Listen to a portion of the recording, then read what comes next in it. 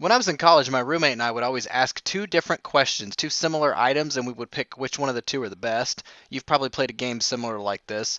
Example questions would be stuff like Jack in the Box versus Burger King, or Super Nintendo versus the Sega Genesis, or even ice cream versus Oreos. Some harder to answer questions may be something like street bike versus dirt bike, or Kawasaki versus Yamaha, or Republican versus Democrat.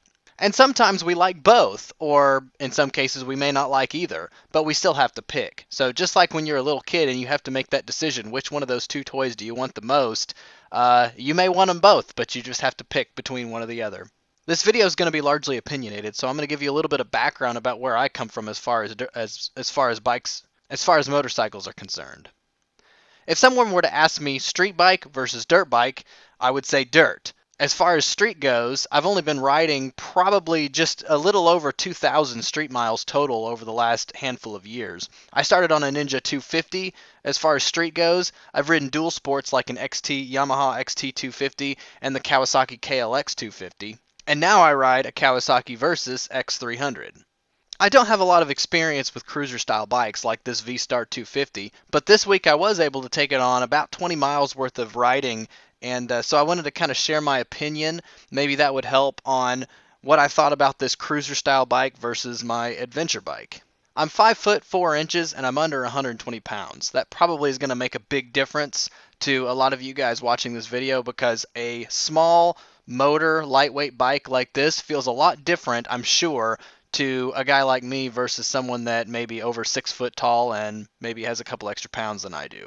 So my first point is seating position. I mean, that's the clear, obvious difference between these two bikes. On the V-Star, you're sitting a lot more back, cruiser style, feet forward, arms forward, whereas an adventure bike, you're sitting more upright with your hands out in front of you, or perhaps you're standing while you're riding. So I said before, I really kind of prefer dirt bikes, and I'm a lot more comfortable on a dirt bike than anything else.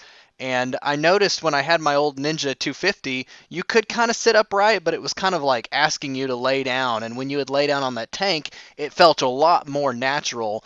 But that seating position kind of, I guess at my age or whatever, kind of didn't really work out. It would make my neck sore. It just wasn't really a comfortable type of position. Now it was, yeah, it had great handling, but it just wasn't really an ideal seating position, especially when you're used to dirt bikes, sitting upright or standing or leaning over your tank, and adjusting your weight forward and backward. And I remember the first time I actually after riding the Ninja 250 on the street, one time I took my dirt bike out on the street, and I just felt a lot more confident on it. I don't know, I think it was just because I'm used to that position. Even though I know that street bike has better handling than my dirt bike, I just felt a lot better being able to stand and really throw my weight around on that dirt bike and have the dirt bike respond. So that kind of lent to why I ended up going with the adventure style bike, is because you sit on it just like a dirt bike. You don't sit on it like a cruiser. Now, when I was riding the V-Star 250, the very first time I rode it, it felt weird because I actually remember getting on the bike and starting to ride. You start to move, and then you go to put your feet on the foot pegs, and I was like, where are the foot pegs? Oh, they're out here. They're out here. They're not down below. Which that's kind of, it doesn't really take you that long to figure it out. It was just like the first time I was like, whoa, that's a little weird. But once you kind of get the hang of it, it's not bad putting them out there and hanging out, but you feel like you're sitting reclined. You're leaning back real far. It's kind of funny because I would like to say that, you've probably, you know what I'm talking about. There's people who drive their cars with the seat all the way forward and the seat back in its full, complete upright and locked position, and they drive like this, and you think, that's not how I drive. That's not how I ever learned to drive. I always learned you drive relaxed, as far away from the steering wheel as possible for airbag purposes. And I always kind of sit in a relaxed reclined state. I sit back, hold my hold my wheel like this. I don't know, maybe I'm gangsta, I don't know, but that's how it feels comfortable for me to drive the car. Yet whenever I ride a bike that's sitting back with my arms up, it's relaxing. I'm not going to say it wasn't. It just felt a little awkward to me. Again, probably because I'm just used to that dirt bike sitting upright stance while riding, or hunching forward, or adjusting the weight. So I would say that if you find yourself standing a lot on your bike like I do, then you're definitely going to feel more at home on an adventure bike than you would on a cruiser bike. The second thing I really noticed about the difference between these two bikes is the way they handle. Now, again, I ride dirt bikes. I've ridden a Ninja before where you really lean into your turns. You push the bar the direction that you want to go when you're moving fast. And once you kind of learn that skill, I don't know if it's a skill, maybe it's just the way you ride, but once you learn that, you realize you can flick that bike really fast. You can see a pothole right in front of you and weave out of its way by just pushing that bar the opposite, pushing the direction that you want to turn. It's opposite to what you would think, because you turn this way, it's going to go that way. No, when you're moving fast, if you push this way, the bike's going to lean to the right and it's going to turn really sharp to the right. That didn't translate exactly to the V-Star. Now, I don't know, again, 20 miles isn't a lot to be able to give a thorough review, and this isn't a thorough review. It's just kind of my initial thoughts on these two bikes, but I did try that. First off, the bars are they come down like this, which, whatever, you get used to it. But I tried that, pulling and pushing with the bars. I think it probably has to do with this, this steep of an angle, I guess. You're not really sitting on top of that front wheel like you could be on this. You can lean, put your weight on that front wheel. On this one, you don't do that. You're sitting way back here.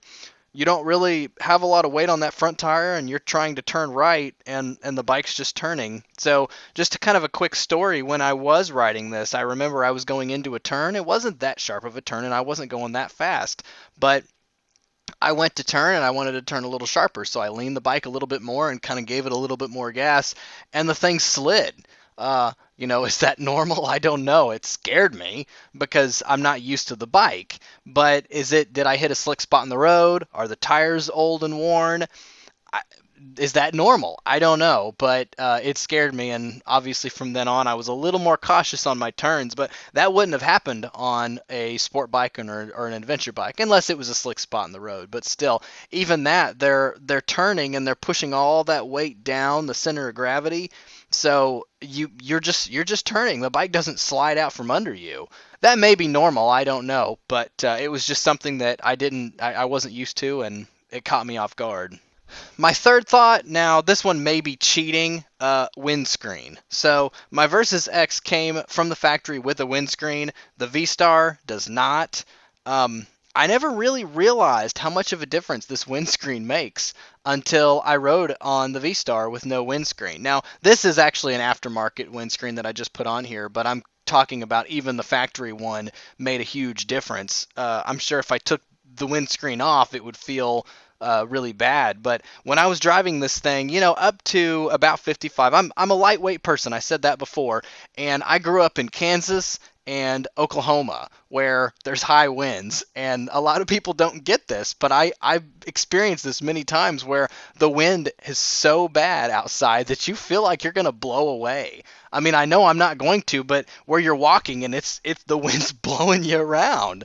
I mean, that's how it felt on this V-Star when I was riding this thing. You start going, even maybe 45. I wasn't even going that fast, and you just feel like the wind's pushing you off the bike, and you're hanging on, and you're just like, ah, I know I'm probably exaggerating, but that's just kind of how it felt. It really started feeling a lot more like that when you went higher speeds, like highway speeds, 55, 65. On the way back, I think I got it up to about 65, 70 on the highway. And yeah, I mean, it was, you kind of fight it for a little while, but I mean, after about 5 minutes, it gets old, and you think, okay, this isn't really desirable anymore. This isn't what I was hoping it would be. When I was driving this thing on back roads, it was a blast. Actually, I really liked it. But once I got up high speeds, it wasn't the fun factor kind of slipped away. I'd be interested if any of you guys have cruisers with windscreens, or even better yet, a V-Star with a windscreen. I'd be curious maybe what windscreen you have, and if you think it makes a big difference, because this thing was designed and engineered with a windscreen from the factory to blow the air over you. This one wasn't. So how different is it going to be when you're sitting on the Versys and your head is here versus when you're sitting on the V-Star and your head's way back here? you're just kind of riding around. No, I'm kidding, not that far back, but you're a lot further away from that windscreen than you would be on that bike. I don't know, maybe it's not a big difference, but I'm just kind of curious how much difference it would make if this thing had a windscreen. Okay, my fourth thought. Seat height. Again, small rider problems, I know. But this thing supposedly has a low seat height. That thing has an spectacularly low seat height. Now, I know obviously an adventure bike, you don't want a low seat height because if it gets too low, you're sacrificing ground clearance. Well, by most standards, that thing doesn't exactly have the best ground clearance anyway. It's going to be better than a cruiser, but one thing that I noticed right off the bat, I could do something on this bike that I've never been able to do on any other bike that I've owned. And that is, I was able to walk it backwards. I pulled into a parking spot and I wanted to leave. Staying on the bike, I just walked it backwards. It was a piece of cake. The bike's lightweight. It's lighter than my adventure bike. But that was sweet. Every other time I've ever had to back a bike up, the Ninja 250, all of my dual sports, including this adventure bike, I had to get off the bike, pick it up, hold the wheel, go back, and push it backwards in order to back it up. Now, is that because I'm short, or is that just how those bikes are designed? I don't know, but I definitely appreciated the low seat height on this. The other thing is if you come up to a red light, you can stop, and it's not, you just flat foot the thing and stand there with it. It's a piece of cake. Compare that to even my Ninja and this, I couldn't do that. I have to slide off the seat, put one foot down, and hold the weight of that bike. And on top of that, I've got almost 1,000 miles on this Versys by now. I still struggle stopping it sometimes. I come up to a light and I go to stop and I'm trying to get it just right, you want to stop smoothly, but you want to also plant that foot. And so many times I go to plant the foot, but I'm still moving, and then I stop. I grab the I grab the brake pedal. It kind of wobbles back a little bit, and then you're kind of catching yourself. I mean, I haven't dropped the bike, but it has felt a bit awkward at times. Now, my fifth and final thought, and it may be the most important to some of you motorheads out there. It's not exactly the most important to me, but it definitely is a noticeable difference, an observation between these two bikes, is the engine. This is a parallel twin 300. The VStar has a V-twin 250cc. Now, I don't really know a whole lot besides the fact that a V-twin means you've got two cylinders going this direction. They're going to fire like this. The parallel twin is you've got two going this direction. They fire like this. Besides the obvious differences of a V-twin needing more space and a parallel twin being able to put those side by side, however, being wider, making the whole footprint of the bike a little bit wider, I don't really know a big difference besides the fact that this thing feels like it revs high, it revs fast, and it's buzzy, versus that thing, which is a lot more torquier, a lot lower RPM. It sounds a lot different. It sounds a lot better. It sounds like what you would expect a cruiser to sound like. I guess the reason why there's a V-twin on that is because it is a cruiser style. You sit so far back, you're behind the motor. Versus this one, they're kind of cramming, they're reusing that space. And so if they stuck a cylinder here, the seat would be even way higher. The motor that's in the Versys is actually from the Ninja 300, which is a high revving, high horsepower motor. Whereas the VStar, I don't really know any of the history behind that motor, but it's definitely a torquier motor. Now, I will say this, coming from the dirt bike world, I always kind of rode trail bikes, which are generally heavier flywheel, more torque, and they're dang near impossible to kill while you're out there. You can just chug it. A lot of those bikes, you can just kind of chug them up a hill, and it's really difficult to stall them. I haven't stalled my Versys 300 yet, but there's definitely a learning curve because this thing really, if you get below 4,000 RPMs, it's kind of like, sounds like the bike's going to die. It doesn't, but it sounds like it's going to. Now, compared to the Ninja 250, it's definitely more torquey. Down low, the Ninja had, I think, sub-zero torque up until about 7,000 RPMs, the Ninja 250 that I had. This thing actually can chug along at low RPMs, but it sounds like it's struggling, and it's not desirable. Now compare that to the VStar 250. It's a different beast. It's a torquey motor. It's not a real high revving. It's not a really loud bike. It's not a very buzzy bike. but it's got the torque down low. So finding the right gear and kind of idling through a parking lot is a lot easier to do on the VStar 250 versus the Versys X300. So in conclusion, my 5 points, I'm going to go over what I prefer, which one of these two bikes. So for seating and ride style, I'm going to have to go with the Versys X300. As far as handling goes, same thing, Versys X300. The third point that I made, which was cheating, the windscreen, sorry, but the Versys wins. It has one. Now as far as seat height goes, VStar 250 all the way. Totally love that seat height. Now, as far as engine design, I'm going to have to go with that VStar. I just like the torque over the horsepower. All things considered, if I have to pick between one of these two bikes, I'm going to stick with my Versys X300 for now. Now, if you ask me, would you buy a street bike? The answer to that, oh, of course, yes. I would love to buy a street bike. But do I need a street bike? Can I justify buying a street bike? I mean, right now I have two bikes that I own, the Kawasaki KLX 250 and the Versys X300. You know, there's not really, if I got a third bike, I don't know if I would go with another dirt only bike, like say a two-stroke KX 100 or maybe a Beta Cross Trainer if I have a little bit more money.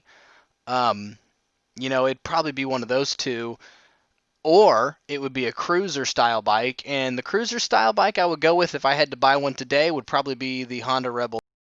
If I was going for a cruiser, that's probably what I would go with. So now to finish out the video, I'm going to go ahead and answer all those questions that I asked first, just in case y'all are wondering. Jack in the Box versus Burger King, Burger King.